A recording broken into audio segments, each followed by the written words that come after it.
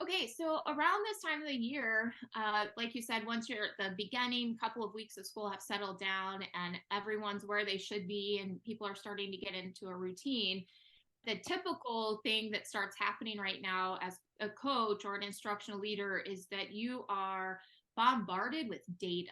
It can be incredibly overwhelming because it you just don't know what to do with all of it and how does it fit into the big picture of your role and how you support your staff.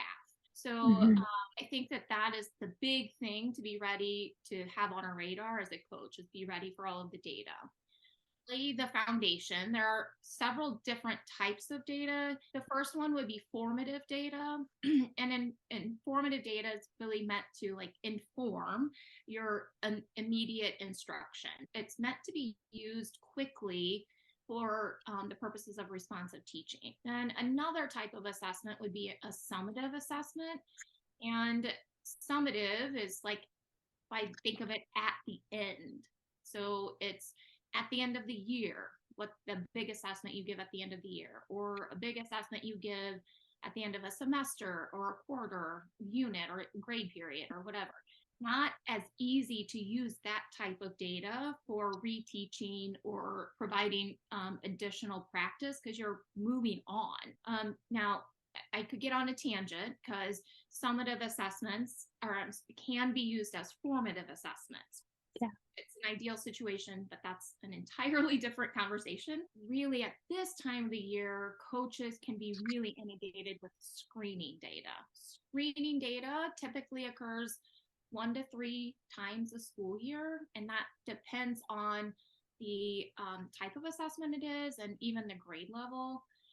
Training data is meant to be like a really quick snapshot of how students are performing in relation to a set of norms.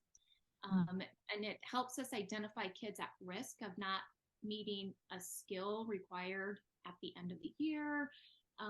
It can also help us rank students in comparison to their peers so we can Okay. prioritize need, like who do I need more than others. I do wanna pause right there for a second, though. I think you've said some things that are really important when it comes to thinking about that screening data, when you talked about that it's a snapshot, it identifies risk. Interesting to me was, like, it ranks students, but so that you can prioritize need. So this is important information that I don't think that people always take seriously. I think they use it as a opportunity to check off the list. That's something that you work with people on all the time, but I think it's important that people hear those points.